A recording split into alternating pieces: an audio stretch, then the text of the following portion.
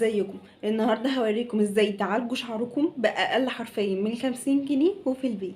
بصوا بقى، كلنا عندنا مشاكل في الشعر متنوعه. الفيديو ده هتطلعي منه بوعدك ان انت معاكي الحل. النهارده هنتكلم عن ايه؟ النهارده هنتكلم عن مشاكل كتير قوي للشعر وحلها منتج واحد احنا اللي هنعمله. ايه هو بقى؟ مجموعه زيوت هنعملها كل اسبوع، هنستخدمها كحمام زيت لمده ساعتين كل اسبوع. الزيوت دي ايه ولا هنستخدمها ازاي؟ هي مجموعه زيوت هنعملها من عند عطار موثوق فيه.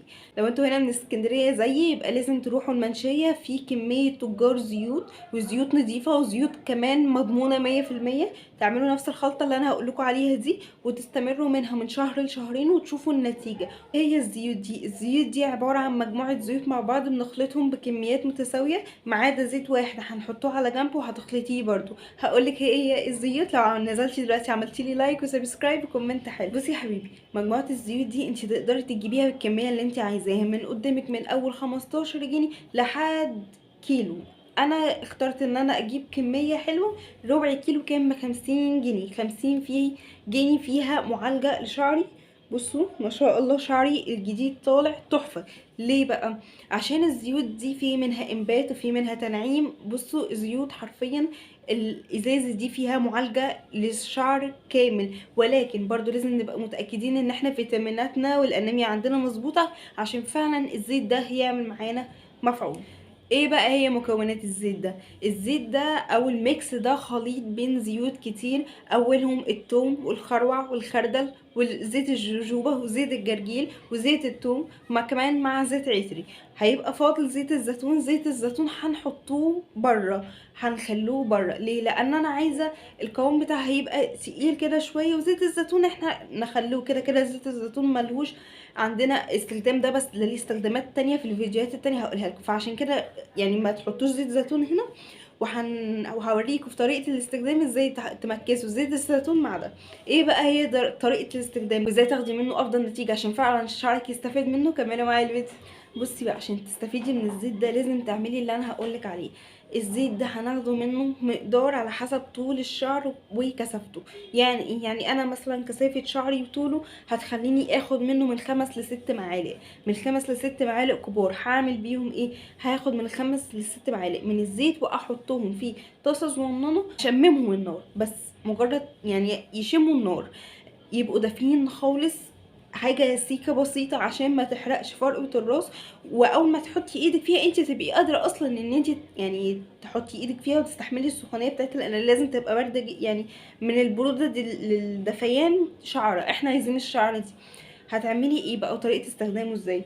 اول حاجه احنا خلاص احنا غسلنا شعرنا وقاعدين مستنيين مثلا الشعر يتحول من مرحله المبلول لمرحله المندي. الشعره اللي بينهم دي احنا محتاجينها، اللي هو خلاص الشعر مش نشف لدرجه ان هو بقى ناشف قوي لدرجه ان هو مش عارفين نتحكم فيه، ولا مبلول ان الميه بتنقط منه بطريقه جامده. هنعمله ايه؟ خلاص سخنا الزيت بتاعنا، هناخده منه باطراف الصوابع. اطراف الصوابع مش بالضوافر. الضوافر غلط، هتعوري فروه راسك، هتعوريها. لازم نستخدمه الجزء ده من الصوابع. لو انتوا عندكم ضوافر زي خلي بالكم، خلي بالكم مش بنستخدم الضوافر. هنحط ايدينا في الزيت ونبتدي نعمل حركات دائرية في الشعر. خلاص انا حطيت ايدي في الزيت ودلوقتي بعمل حركات دائرية بطرف الصبع. تمام. بقى حبة زيت اقوم ممشيهم على باقي شعر، وهكذا لحد ما اخلص كمية الزيت.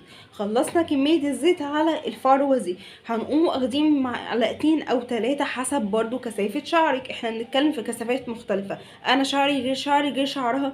كل واحد لينا كثافة معينة وطول معين، هيحتاج مني كمية زيت معينة. هعمل بقى ايه؟ انا خلاص خلصت الفروة، والفروة كلها اتملت زيت وانا عملت لها مساج عشان احرك الدورة الدموية واخلي الزيت كمان يتجلجل في الفروة بتاعة الراس واستفاد منه اكبر قدر ممكن. هاخد بقى معلقتين او 3 من الزيت تاني وهقوم مدفياهم كده على ايدي بحركات دائرية كده وعلى الشعر، اقوم عامله له زي بعمل ترميم للشعر وامشي على شعري كله. خلاص خلصت. هتلفي شعرك طاقيه شبه اللي انا لفاها دي. انتي كده هتكوني خلصتي الفروه وهتكوني خلصتي كمان شعرك اللي ورا. هتقومي لفه الشعر طاقيه بالبنس، تلفيها بالبنس طاقيه وتقعدي كده لمجرد مثلا اقل حاجه تقدري عليها ساعتين، وكل ما تطولي تبقى احسن عشان الزيوت بتتغلغل اكتر في الفروه بتاعه الراس وتدينا نتيجه احسن. طبعا مش قادره اقول لكم بعد ساعتين انتوا هتشوفوا من اول مره التكستشر بتاع الشعر او ملمس الشعر من اول مره ازاي بقى طري، لان ما شاء الله انا بتكلم في زيت خروع وفي زيت توم وزيت جرجير، زيت خردل، زيت زيتون، لان انا صح نسيت اقول لكم ان احنا ناخده من المقدار ده وكمان من مقدار زيت الزيتون حوالي معلقه على معلقتين اللي احنا ناخدهم من الزيت. توم، انبات، خروع، وجوز هند، تنعيم للشعر وطراوه. لكم ان الزيوت ان هو زيت زيتون وجوجوبا وجوز هند وخروع وجرجير وتوم. انا دلوقتي عشان اوريكم بالدليل ليه احنا بنستخدم الزيوت دي هقرا لكم اهميتها او كل زيت من الزيوت دي بتعمل ايه للشعر. لما انا هتكلم عن اهميه كل زيت فيهم، فمتخيلين بقى لما انا اجمعهم كلهم سوا هيعملوا لي ايه. تعالوا اول حاجه دلوقتي نبدا بزيت الزيتون. زيت الزيتون بيعمل ايه؟ اول حاجه بيحمي الشعر من التلف وبيقويه، بيعمل زي ترميم للشعر وبيقلل من التساقط وكمان بيزيد النمو. يعني 3 في 1، هيقلل التساقط وهيزود النمو وهيحمي الشعر. ده زيت الزيتون. بقى انا بالنسبه لي الثوم من اهم المكونات اللي موجوده. ليه بقى؟ عشان ايه فوائده؟ اول حاجه الثوم بيحاول ان هو يقوي الشعر ويحافظ على النمو بتاعه، كمان بيحاول ان هو يقلل من التقصف بتاع الشعر. فانا عندي الثوم لا غنى عنه، الثوم بيطول بيمنع التقصف.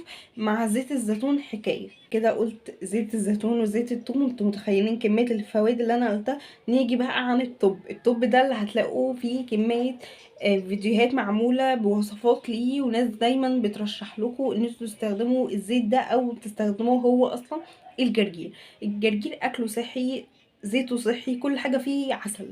بص بقى، الجرجير بيحفز نمو الشعر. يتميز زيت الجرجير بمحتوى من العناصر الغذائية المختلفة من الفيتامينات والمعادن اللي احنا محتاجينها، وبيقلل التساقط بتاع الشعر وبيقلل العدوى الفطرية اللي بتبقى في الفروة بتاعة الراس، وكمان بيعزز الرطوبة، بيخلي فيه رطوبة وترطيب كده، وبيخلي فيه نعومة، مش مثلا تلزيق، لا بيخلي فيه نعومة وطراوة كده في الشعر. الجرجير مفيد جدا ان كان هناكلوه او نشربوه او حتى نستخدم الزيت بتاعه. من اهم الحاجات بجد الجرجير والثوم في الوصفة دي. اتكلم معاكم ان احنا لازم نعمل زي تدليك او مساج لفروة الراس. من اهم بقى الزيوت اللي فعلا بتشتغل كويس قوي لما ان احنا نعمل تدليك لفروة الراس هي الخروع. تعالوا دلوقتي هقول لكم ايه الفوائد بتاعه الخروع، وكمان لما بنعمل تدليك او مساج للشعر بيعمل ايه.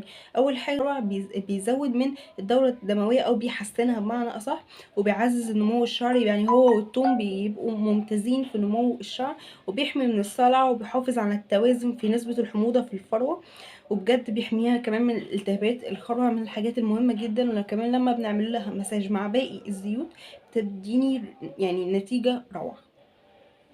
الزيت الجاي ده الطب اللي هو كل حاجه انا عارفه ان انا بقول لكم عليها ان هي جامده وجاحده، بس الجوجوبا فوائده كتيره جدا. زيت الجوجوبا من الحاجات اللي هي سهل ممتنع، مش مفهوم. في كمية فوائد انا لو عديتها لكم ياما جدا، يعني انا مش قادرة اقول لكم كمية الفوائد كتيرة جدا.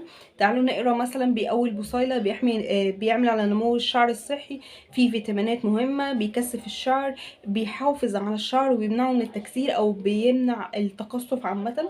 بيعمل على لو في احتكاك او في الشعر او عدوى فطرية بيحاول ان هو يقللها. لو في حكة بيحاول ان هو يقللها زي ما قلنا، والتخفيف من القشرة. زيت الجوجوبا من الزيوت اللي بجد بجد اهميتها اكبر بكتير من سعرها، واكبر من كتير من مجرد ان هي تتحط في وصفة. الجوجوبا من الحاجات المهمة جدا جدا جدا للشعر. طبعا كل الزيوت ليها اهميتها، بس انا بتكلم في زيت فيه حوالي 7 مميزات او 7 حاجات بيعملهم للشعر. يعني احنا لما نحطهم في وصفة فيها 7 زيوت تانية او 6 زيوت تانية، خلاص احنا عايزين ايه؟ احنا معانا 7 زيوت بتعمل حرفيا كل حاجة للشعر، اللي بيطول ويتقل واللي بينعم واللي بجد احنا مش عايزين حاجة غير ان احنا نستمر على الوصفة، ونستمر على الحمام الزيت، ونستمر على ان احنا ناكل اكل صحي ونشرب مية كتير ونشوف فيتاميناتنا ونعمل تحليل انيميا. بجد الحاجات دي بتفرق قوي.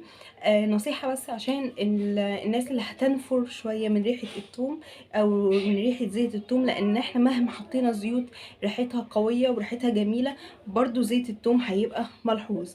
انا خليت العطار اللي انا عملت منه التركيبه يحط لي زيت عطري، زيت عطري تماما. كميه ما كانتش كبيره عشان هو مجرد زيت عطري مش هيفيد لي قوي، لكن انا عايزه منه ريحه عشان ما بقاش انا بنفر من ريحه التوم. بجد الزيوت كلها مفيده والزيوت كلها اهم من بعض. انا قريت لكم حبه من الفوائد بتاعتها، وانتوا تقدروا يعني لما تعملوا الوصفات وكده، لما تحسوا نفسكم ابتديتوا تكسلوا تقروا برضو الفوائد تاني. انزلوا اكتبوا لي تحت في الكومنتات ايه المشكله اللي عندكم في الشعر، عايزين علاجات ايه، اعمل لكم سلسله شعر ولا لا، روتين النصايح انزله ولا لسه، افضل شامبو، افضل بلسم، وافضل حمام كريم، وافضل زيت للتسريح او للتصفيف عامه. الحاجات دي كلها انا مجهزاها، بس عايزه اشوف انتوا محتاجينها ولا لا. لو انتوا محتاجينها انزلوا اعملوا لي دلوقتي لايك وسبسكرايب في القناه، واكتبوا لي في الكومنتات اللي انتوا محتاجينه، وانا ان شاء الله هعمله لكم. كده يبقى خلص. بقيت معاكم مريم من قناه مكة لايف ستايل. باي باي.